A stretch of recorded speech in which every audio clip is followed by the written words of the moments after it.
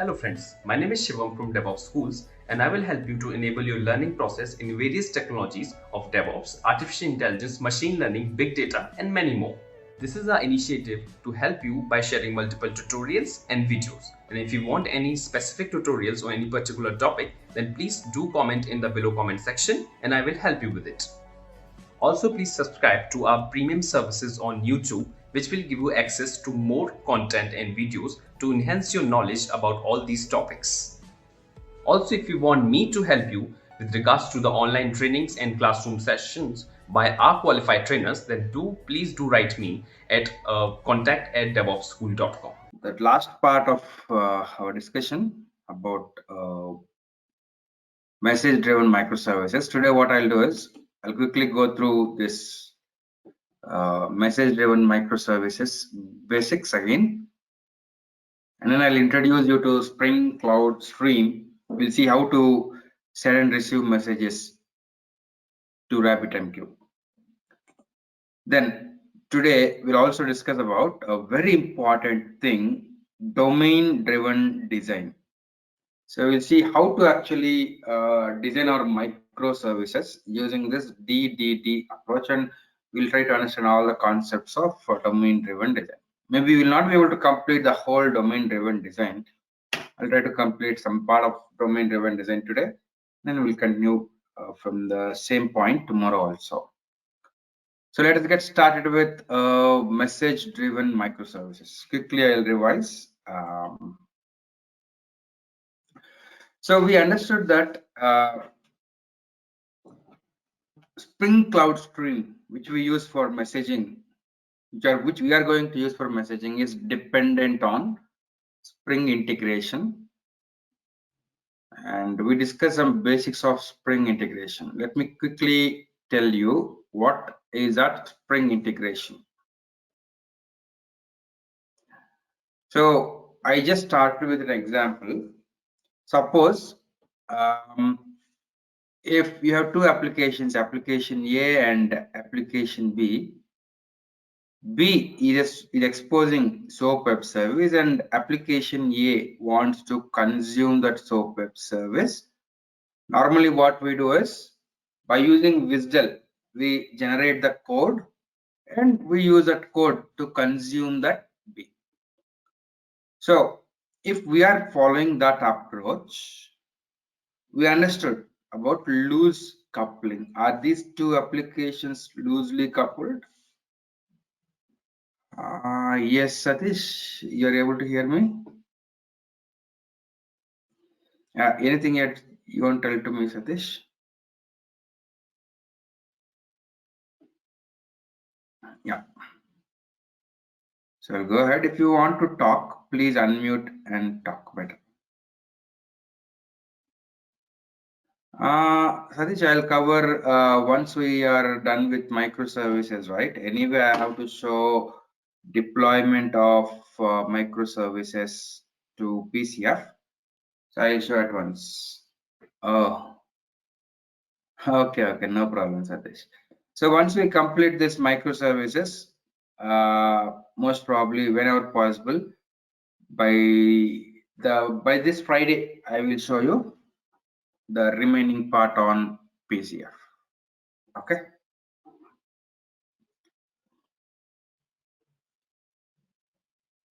Okay. Shall I go ahead?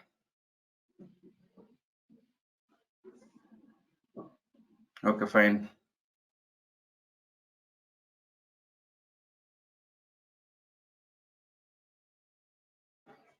So we understood that there will be loose coupling between the SOAP web service and my application. What do I mean by loose coupling?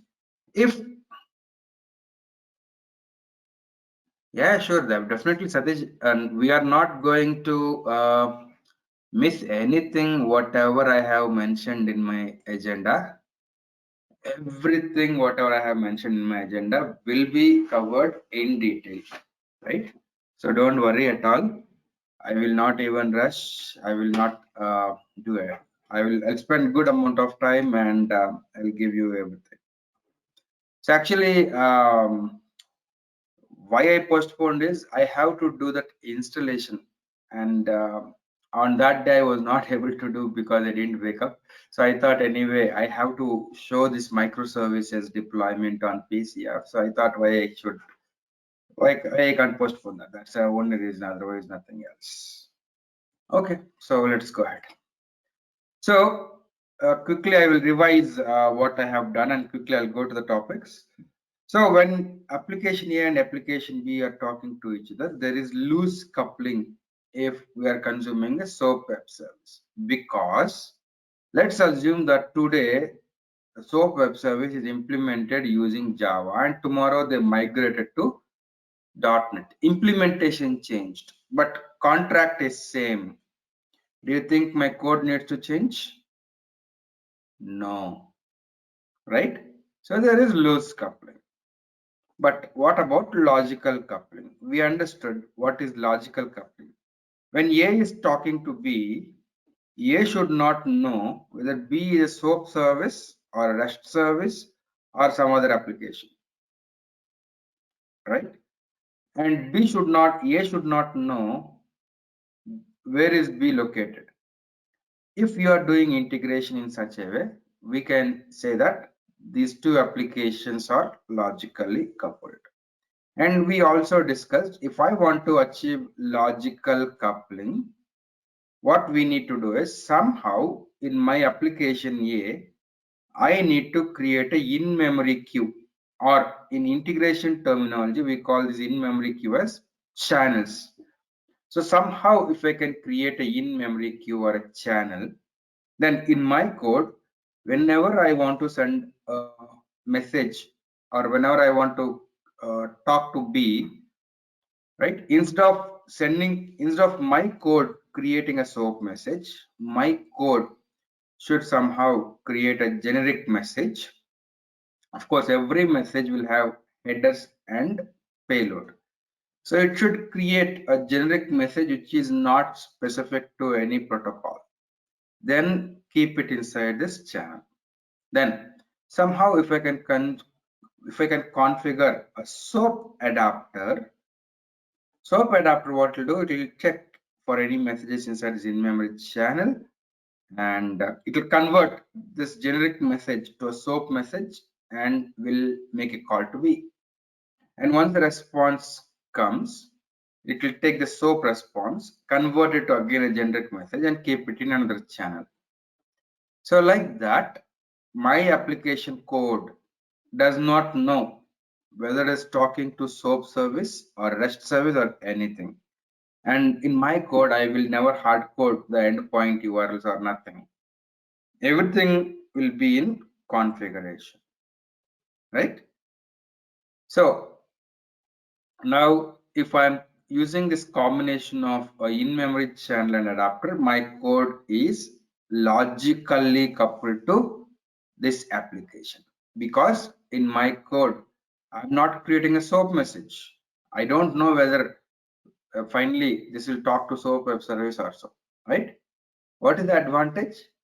Tomorrow, if the same application B is exposed over REST, my code will not change. I will convert the SOAP adapter to a REST adapter. That's all in the configuration. That is the advantage of logical coupling.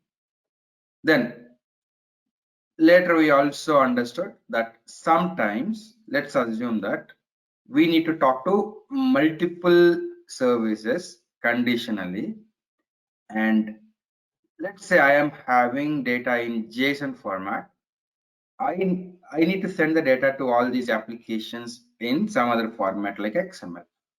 So what? Whenever my code keeps the data in this channel, the JSON data, a transformer is a component which will convert the JSON to XML. Then if you want to apply some filtering logic on the data, you can apply a filter in the configuration. Then the filtered message will be kept here. Then I can configure a router, another component called as a router, which will evaluate some condition. It will check some conditions. If some condition is satisfied, it will keep that message into another channel here. If another condition is satisfied, it will keep it here. Otherwise, here. So basically, router will actually route the message to any of these channels. Then here I have a SOAP adapter which will consume B, maybe a REST adapter which will consume C, another adapter which will consume D.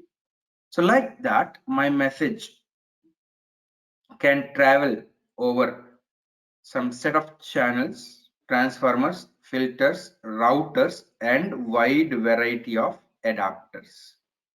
So if I can design my application in this way, then my code is logically coupled, right? So I need a library or a framework which will provide me a way to declaratively configure these in-memory channels, transformers, filters, routers, and wide variety of adapters. And Spring integration is one of such framework. And our Spring Cloud stream, what we are going to discuss right now, is on the top of Spring integration. Okay. Now we have got the base. Let us see how we can send a message to RabbitMQ. We also understood about RabbitMQ destinations, and difference between JMS and AMQP we understood. In JMS, we have destinations like queue and a topic. But in AMQP, the sender needs to send a message to an exchange, right? And what we do is in AMQP, actually RabbitMQ is implementing AMQP, ActiveMQ, all are implementing AMQP. In RabbitMQ, let's say what we can do, we can create an exchange. We can create multiple queues with different names, like I can have a queue with name A, queue with name B, C. What we have to do is we have to bind the queues to exchange using a routing key, whatever routing key. So let's assume that this queue is bound to routing key A, this key is bound to B, and C is bound to star A, a wildcard. Then whenever a sender is sending a message, in the message there should be a header called as routing key. Let's say I'm sending a message with routing key A to this exchange. The exchange, it will see the routing key is A, and then it will put the message on this A, and also this is also matching star A, right? It will put the message over here. Then the receiver applications can receive the messages from here, right? Okay. Now what I'm going to do is I'm going to show you in RabbitMQ. I'll create an exchange, I'll create a queue, bind this queue to exchange using a routing key, right? So let us see. I think I have RabbitMQ already running on my machine. Let me check. I have installed RabbitMQ already. Yes, it is not started. I'll start it. Okay. So localhost 15672. This is the management console of RabbitMQ. Just wait. Yes, this is the management console. 15672 is a port of RabbitMQ, and I will actually log in with a default username guest and password is guest. So this is a UI of RabbitMQ. I'll go to exchanges. There are multiple exchanges. Okay. I will delete this exchanges to be clear. Hey viewers, are you looking for formal training on SRE practices? Take our SRE program. This course will teach you how to successfully implement site reliability engineering in the modern day 24/7 services. Kickstart your SRE training today. Contact info is mentioned in the video sidebars and in the description box. Book your seats for the upcoming batches now.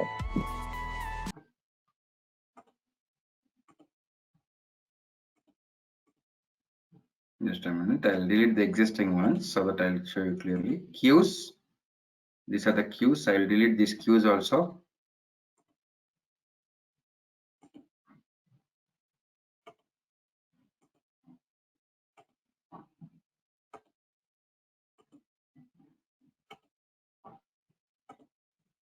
Okay, so I'm going to create a exchange.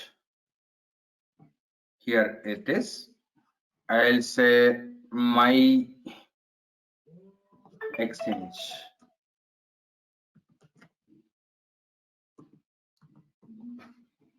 I'll take all the defaults. There are different types of exchanges. Here I am selecting topic exchange. Whatever I have given in my example also is a topic exchange. It behaves like a topic, right? One message can also be given to multiple queues if routing key is matching. So in my example, I also have discussed about an exchange called as topic exchange. Yeah, there are different exchanges. Maybe it's out of scope right now. We'll discuss one exchange, topic exchange. I'll add exchange. So an exchange is created, my exchange. Then I'll go and create a queue. A simple queue, I'll say my queue. Create. Done. Then I'll click on this queue bindings. The queue can be bound to some exchange, right? So I want to bound this queue to my exchange. Bind this queue to my exchange with routing key hash. Can be anything. Hash is a wildcard which will match anything. So bind. So now you can say queue is bound to my exchange. And if I go to here, exchanges, my exchange, you can see here also. This exchange has a binding to my queue with routing key hash. Now in my code, I want to send a message to this exchange first. Let us see how easy it is using Spring Cloud Stream module. And I hope you all are familiar with Boot. I'm not going to discuss about the basics of Boot. So the Spring Cloud Stream is on top of Boot and Spring integration. So step one, if I want to work with Spring Cloud Stream, is in pom.xml, I have to add the dependency. So here I have projects created. I will give you my workspace download link where I have all the projects. So from today, we'll be working on all these projects. I'll be showing you the code step by step. Right. So I have created some projects. See here, there is a start project and there is solution project. For every topic, there will be start project and solution project. So I don't want you to start writing the code from scratch. It will waste a lot of time. Some code is already given to you and you will be working on specific configurations, right? Step by step. So if at any point of time, if you are unable to complete the solution, here is a solution you can see, right? We'll always work on start project. So here is my start project. I want to produce a message, right? So step one is in pom.xml.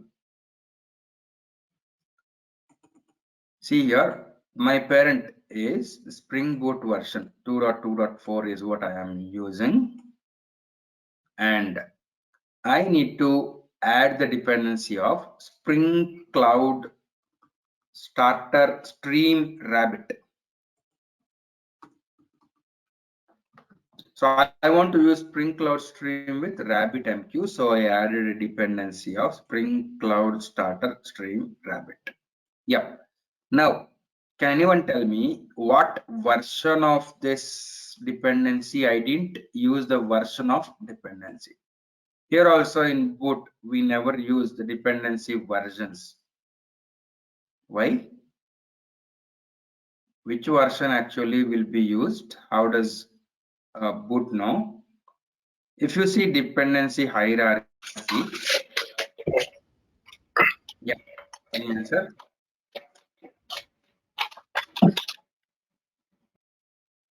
See here, actually 3.0.1 release is used.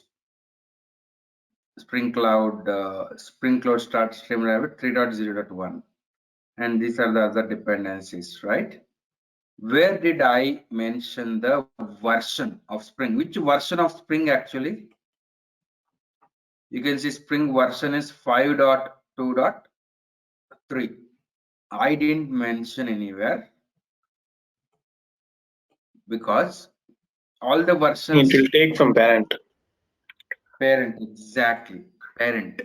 Parent I mentioned boot version. This boot version will take care of versions. This parent will take care of versions. If I click on control, click on it. Here again for this the parent is Springboot dependencies. If I control click on it,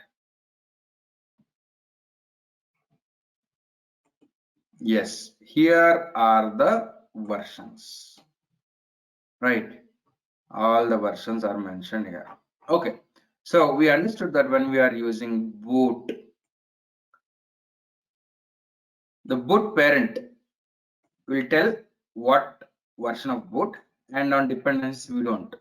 But actually this module, Spring Cloud Starter Stream Rabbit module, is not part of core boot. See, the group ID also is not org.spring.boot. Here it is org.spring.boot. Here it is org.springframework.cloud. So the dependent versions of these cloud modules are not managed by this boot parent. There is one more parent for all the cloud modules, Spring Cloud modules, right?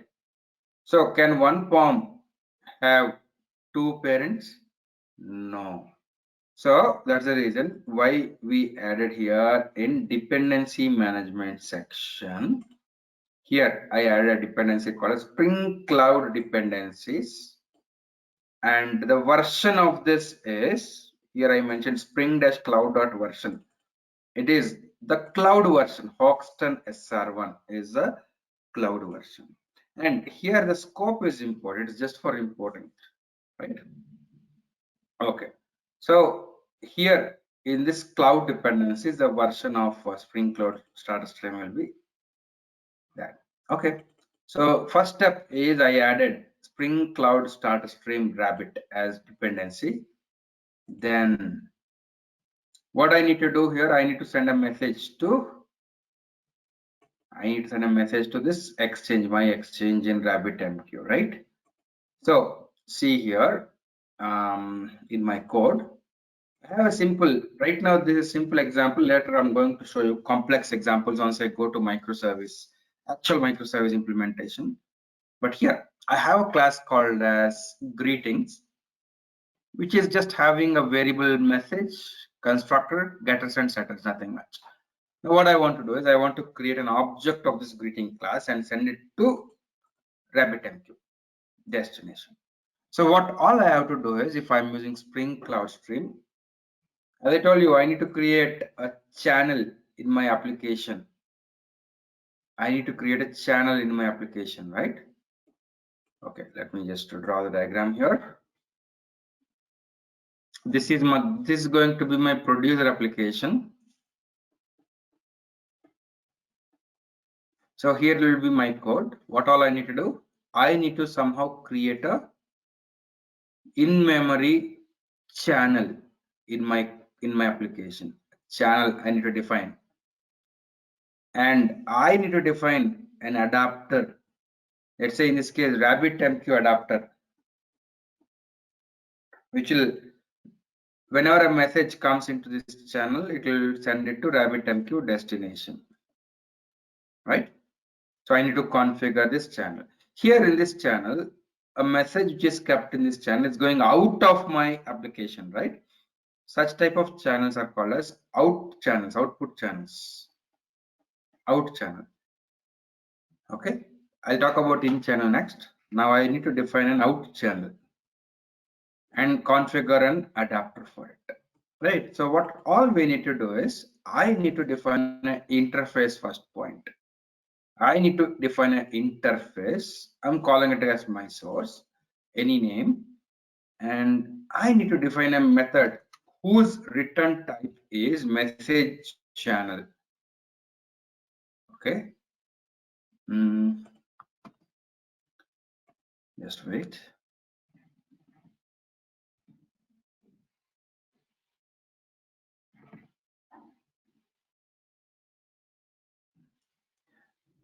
Okay, I'll need to import it. Yeah, I'm importing it. So I need to define a method in this interface whose return type is a message channel, and I have to annotate it with output and whatever name I want to give to my channel. Here I give hello out channel. Okay, that's all. Once I define this interface, Avinish, always channels are asynchronous, but there are mechanisms by using which we can make them asynchronous. Always they are synchronous only.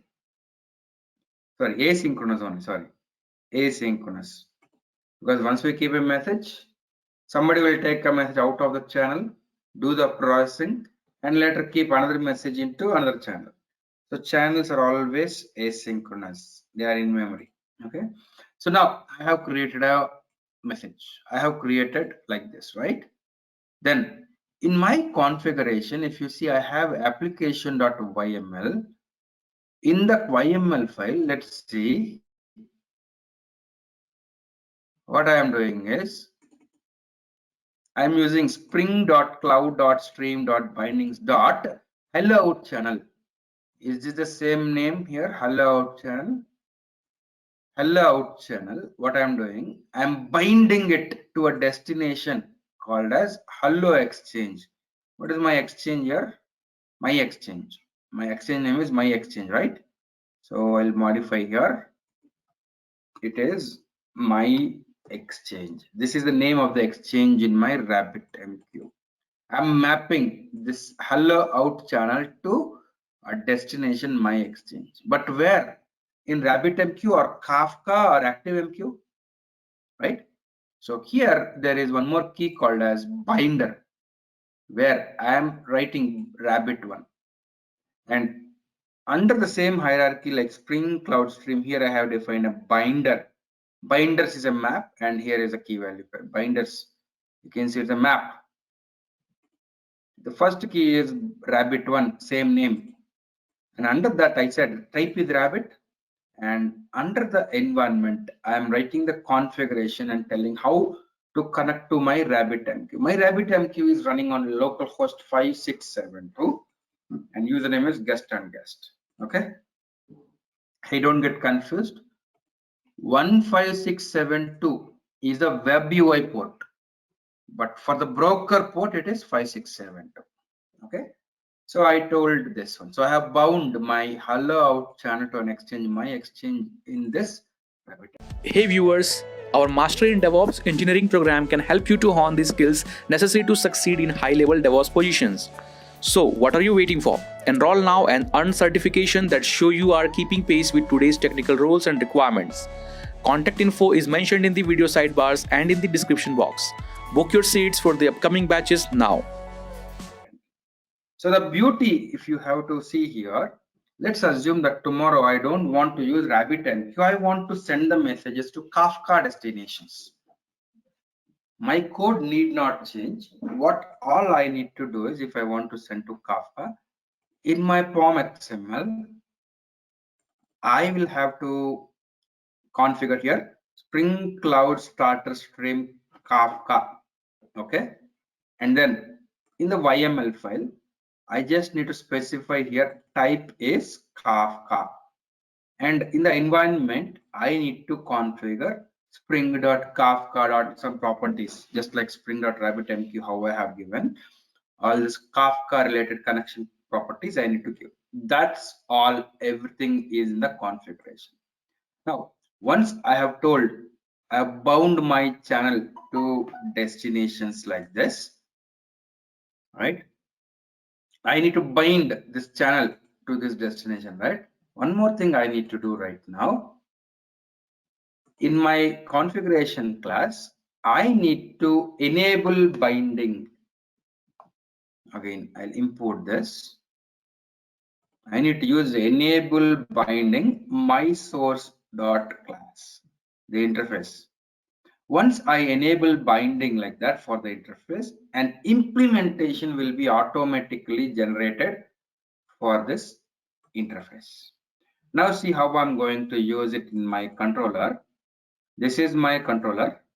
Here is the REST controller. I injected my source. My source is an interface, right? Did I write the implementation?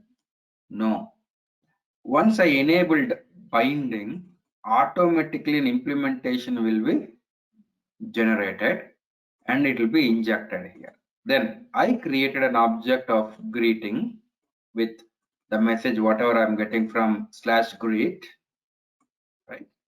Then here I'm using source.myOutput. Source.myOutput. What is this source.myOutput returning? It is returning a channel dot send. Channel dot send, it will send to the channel. I need to create a message object, right? So here is a message builder to build a message. Okay. Message builder dot with payload. I want to create a message with payload greeting dot build. It will create a message and that is sent. That's all.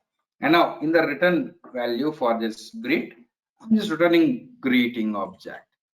So that's all. Let us check. Now I will try to run this application. So I'll close all the other projects. Now here I will start from the boot dashboard. I'm going to start this one. Let's see. Let it start. So it should start in embedded Tomcat. What is the Tomcat port initialized with? 2222. Oh, did I give the port 2222 here? Yes, here I gave the server port as 2222.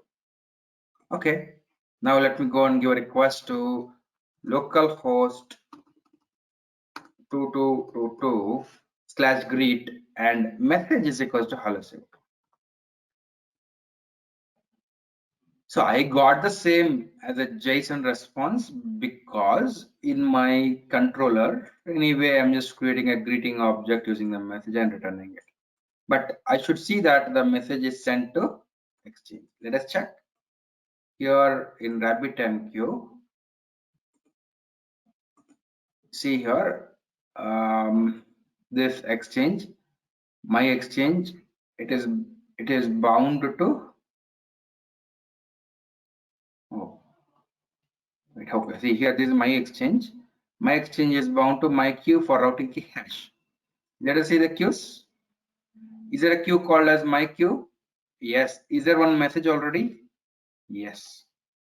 So if I go to my queue and if I say get messages, I want to get up to 10 messages. Get messages. So here is a message. Hello Siva. One message. Now again I will refresh. I just now say hello Prasad. Yes. Now I should see one more. Again I'll say get messages. There should be two messages right now. One more message to hello Prasad.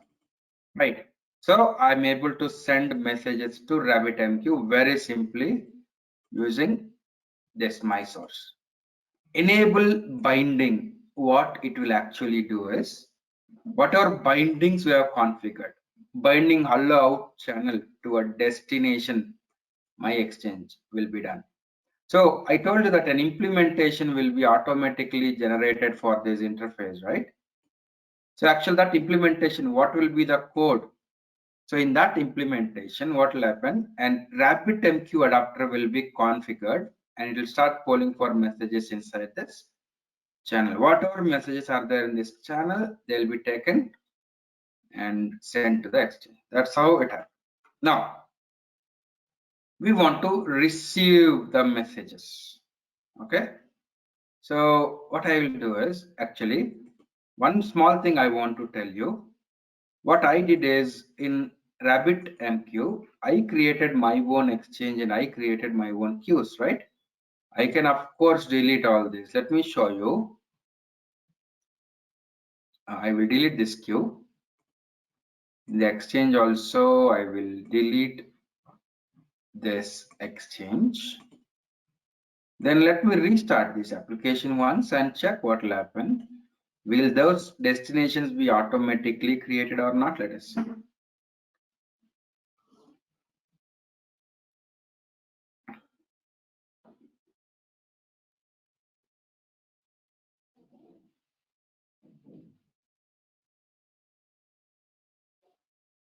Okay. So now let us go to RabbitMQ console, refresh. See, my exchange is created automatically, right? So if I don't have an exchange in my RabbitMQ, automatically that will be created, right? But queues are not created because this is the producer. It is just producing to the exchange, right? So once I write a receiver, I'll tell from which queue to receive, then a queue will be created. So let me just go ahead and see here, consumer. I want to consume messages. It's so easy. Step one is again in pom.xml. You need to add the dependency of Spring Cloud Starter Stream Rabbit. Okay, I'm doing this. Then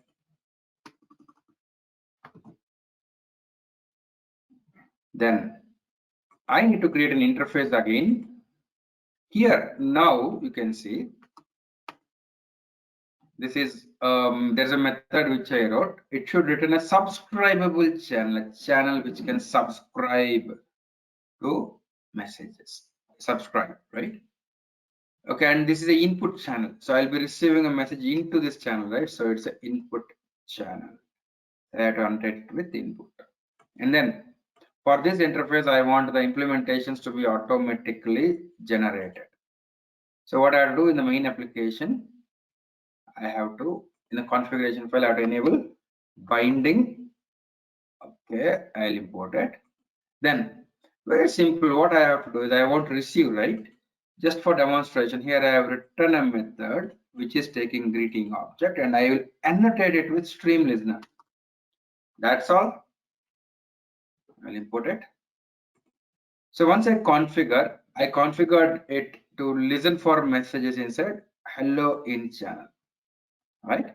Whenever a message comes into hello in channel, it will be, this method will be invoked. But where did I tell this hello in channel should listen for messages inside which queue, right? So here is my YAML file. Again, spring.cloud.stream.bindings.hello in channel.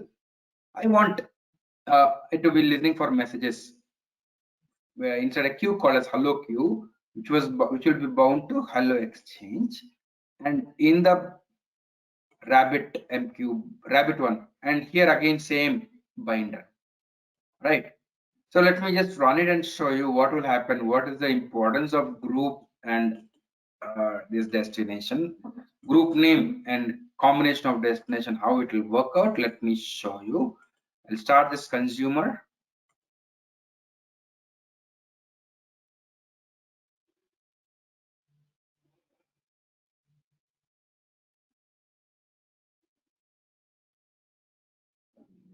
Okay, consumer is started.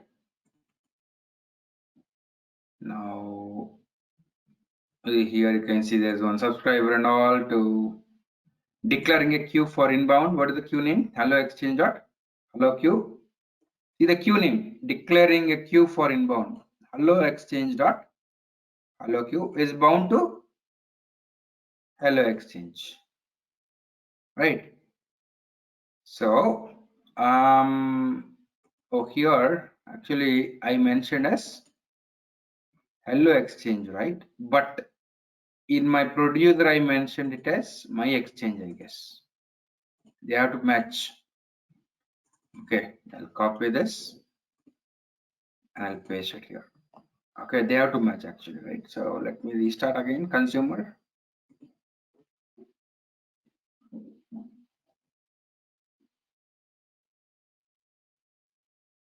Once it starts, let us see.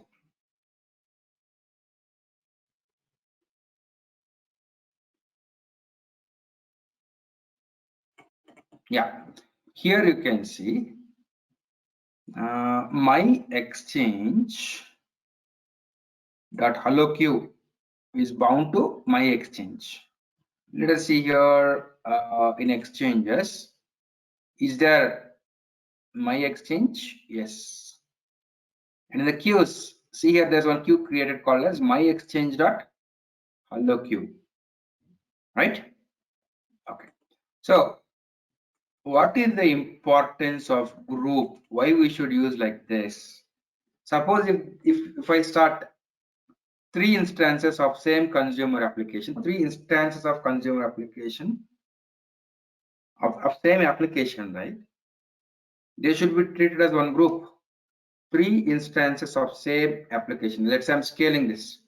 3 instances of same application, they should be treated as one group. So once a message is received by one instance, it should not be received by other 2 instances, right? They should be treated as one group. That's why I'm saying group here. So let me actually give a request to /grid. What this will do? This is a producer application. It will send a message to exchange. Exchange will send it to queue. Right? Let me run. Yes. Now let us see the console. Received greeting with message hello Prasad. So what? The consumer is listening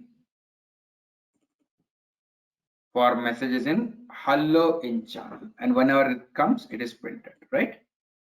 So that's about how to send and receive. Okay, this is a very simple application, but later I have a very good use case, a big use case when I'm discussing about microservices. I will actually implement this message driven microservices in a meaningful use case going on further. But now let me know if you have any doubts.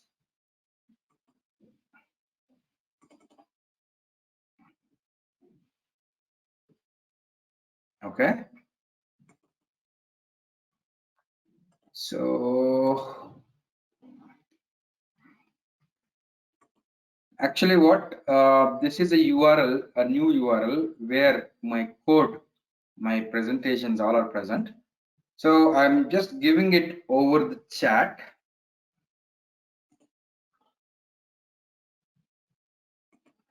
So let me tell you right now, there is one zip file called as micro 2020 April. This is a zip file which you have to download. Once you download that,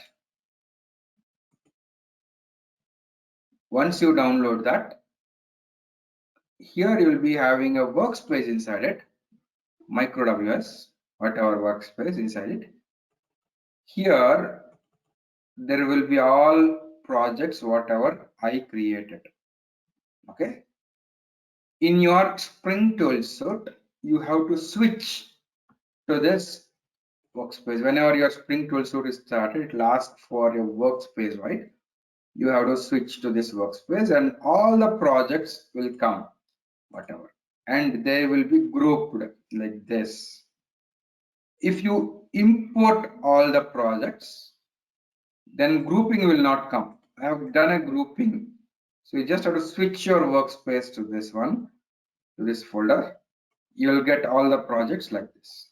Then once I complete every topic, I'll ask you to work on an exercise. So to work on a corresponding project, right? So how to work on the exercise? Where are the documentation? So again, in this zip file, once you extract this zip file, you can see there'll be something like micro lab docs where you'll be having documents. So here is my mdm.doc. Hey viewers, trying to get into DevSecOps? Enroll for our DevSecOps certified professional programs and earn the certification that shows you are fit for these technical roles and requirements. Contact info is mentioned in the video sidebars and in the description box. Book your seats for the upcoming batches now. Or message-driven microservices. Here I have given step-by-step instructions how to work on project. Normally, whenever you are working, you have to complete some to-dos, right? So I said here open pom.xml and complete to-do. So here, if you open the pom.xml, I should have mentioned to-do. What is the to-do one?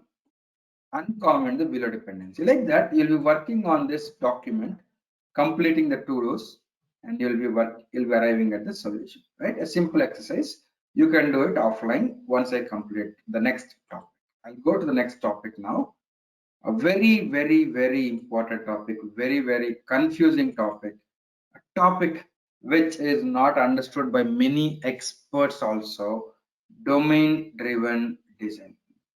Once you master this, really, you'll be able to design microservices or any applications very easily by following this approach, right? Actually, there are a lot of books, a lot of blogs, a lot of tutorials online on DDD, but nobody has created a concrete implementation. So everybody was talking theoretically or conceptually about DDD, and I have somehow managed to actually make an application. And I'll show you one very good application on domain-driven design. This is for a use case of cargo handling. Like suppose in our India, we have DTDC, courier, right? DTDC courier. Suppose if I want to book a cargo, suppose if I want to send some cargo through DTDC, right? So you will be booking, right? So my application is for some company like DTDC where they can actually book cargoes, route cargoes, etc. I'll explain about my use case step by step. But before that, let us try to understand what is this DDD, domain-driven design.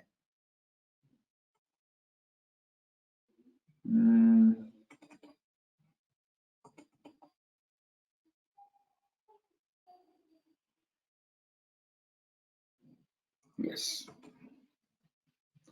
Okay, please concentrate. If you miss these topics today, you will not be able to understand at all. So basically, domain-driven design. Slowly you'll understand the concept. Some of the concepts are confusing actually. I'll try to put it as simple as possible. So whenever you want to design an application using this approach, first step is to identify your problem space. What is the problem you are trying to solve, right? So, or what is the business domain you are going to solve? So problem space or business domain is a starting point of our DDD journey, and it defines the main business problem you are intending to solve using DDD.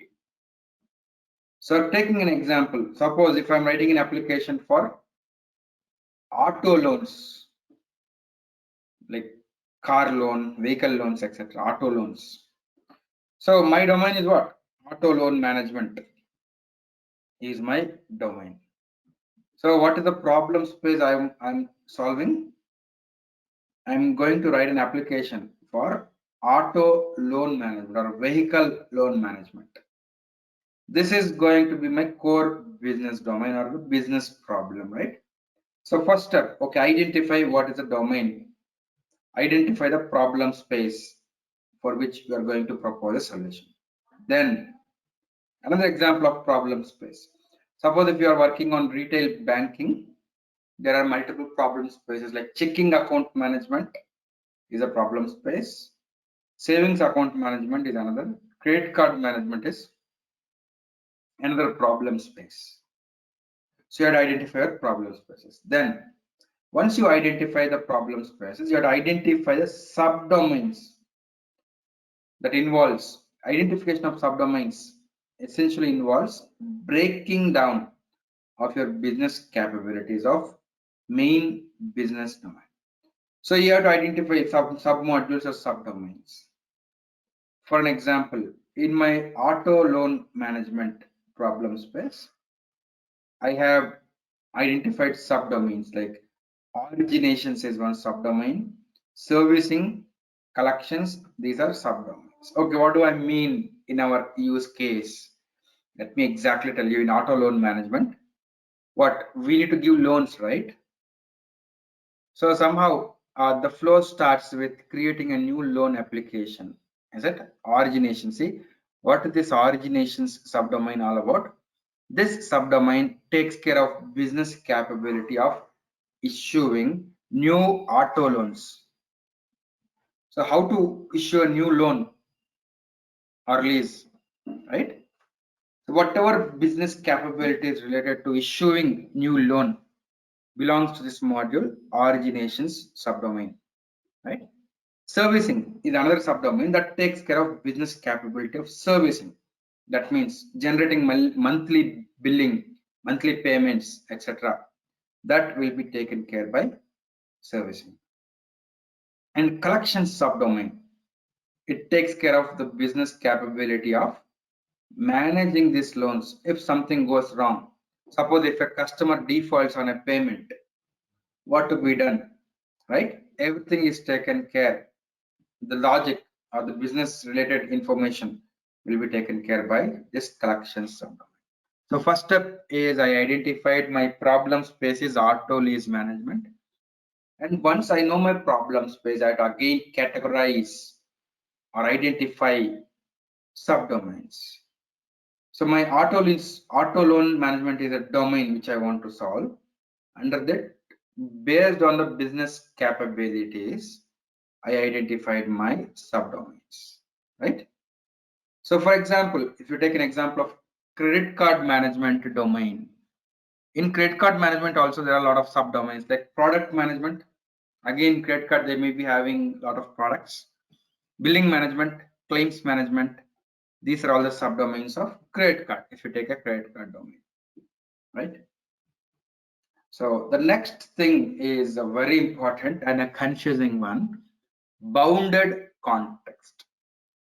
Again, you need to understand about bounded context. Bounded contexts are nothing but design solutions to our identified business domains or subdomains, right? Let me just tell you with an example here. See, on the left side, here we identified what is our problem space, right? In our problem space, what is our problem space which we are trying to solve? Auto loan management. We can say that this is a domain. Auto loan management is one domain, and these are all the subdomains. So when I want to design an application, let's say I decided I'll write one single application for the whole domain. So what is my whole boundary? My application boundary will contain this module, servicing module, originations and collections. So this is a solution space. When I want to design for a solution, I decided to go with a monolithic application. I can of course go ahead with, right? So if I go ahead with a monolithic application, I want to provide a solution like a monolithic application, then I can say that I am going to design one single bounded context, one single context for the whole application, right? What are its boundaries? It should implement the functionalities for the whole domain, right? So if I decided to have if I decided to implement a monolithic application, there will be only one single bounded context. Or suppose if I decided to implement microservices, what I can do is I can have 3 bounded contexts. For each subdomain, I'm going to create one application. Originations is one bounded context, servicing will be one bounded context, etc.